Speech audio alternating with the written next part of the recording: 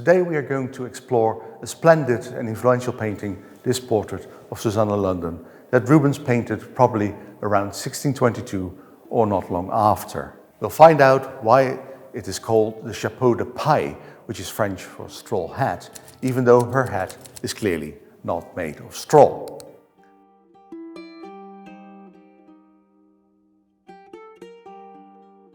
Rubens' portrait of Susanna Lunden was treated in conservation for the celebration of the 200th anniversary of the National Gallery and is now back on display for you to come and visit.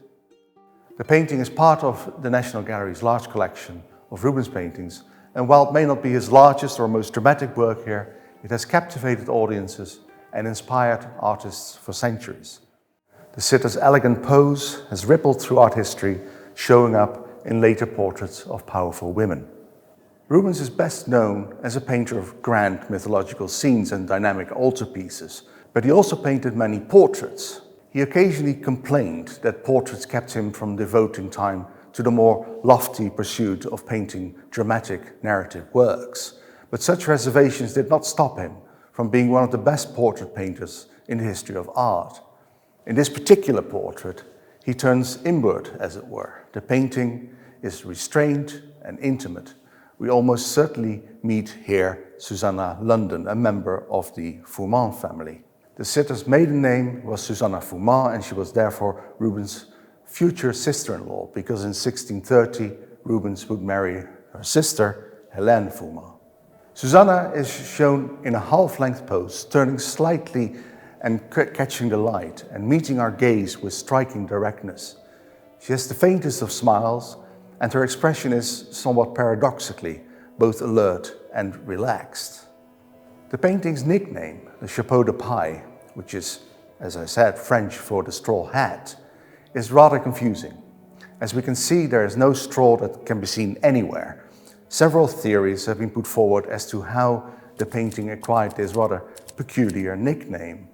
And the most likely explanation is perhaps that a very similar phrase, chapeau de poil, may have been used in 18th century French for a large hat that shield the wearer from the sun, in much the same way as a parasol does.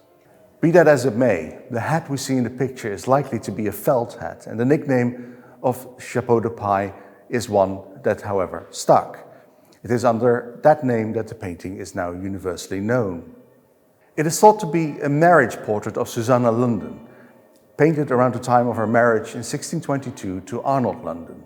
The brilliant red sleeve and gleaming earrings speak of wealth and status, but Rubens avoids stiffness or formality. There is a sense of immediacy of a woman captured in real time, full of life. Her face is in half shade, and the light falls dramatically on her chest, intensifying her presence. The portrait manages to be both elegant and approachable, a blend that would inspire others. Which brings us to a remarkable 18th century echo of Rubens' painting, which is also in the National Gallery's collection and currently on display opposite the Rubens in room 15, where I'm standing now. The celebrated French painter Élisabeth Vigée-Lebrun painted her self-portrait in a straw hat in 1782, and she herself described it as directly inspired by Rubens' portrait of Susanna Lunden. She saw the Rubens painting in Flanders and was struck by the light, pose and energy. In her self-portrait, she adopts a similar three-quarter pose, dons a hat, this time truly made of straw, adorned with a feather and a garland of wild flowers, and bathed herself in warm, natural light. Like Rubens, she used a panel support and showed herself in an outdoor setting, with billowing clouds surrounding her. She also included a painter's palette, emphatically presenting herself as an artist. This was a bold statement at the time. As a woman artist, Lebrun was positioning herself not only in the tradition of Rubens, but in the lineage of professional painters. Her self-portrait becomes a declaration of artistic identity and self-worth, drawing power from Rubens while interpreting it for her own time. Let's now turn to the 19th century, when this portrait came to Britain. In the early 19th century, it entered the collection of Sir Robert Peel, a prominent art collector and twice British Prime Minister. In 1871, the National Gallery acquired Peel's collection, including this portrait, and it thus became available to all members of the public. But when in Peel's possession, He must have admired the painting so much that he seems to have asked the leading portraitist of his time, Sir Thomas Lawrence, to paint his wife, Lady Peel, in a pose reminiscent of Rubens' Susanna Lunden. And that portrait now hangs in the Frick collection in New York. So we now see a thread from Rubens' original Susanna to Vigée Lebrun's empowered reinterpretation to Lady Peel's elegant echo, showing how, across centuries, this image keeps being reborn. What is it about this portrait that resonates so deeply?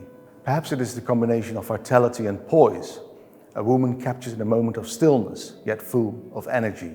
The direct gaze makes the viewer an active participant. This is not a passive sitter, but a person with presence, intelligence, and charisma.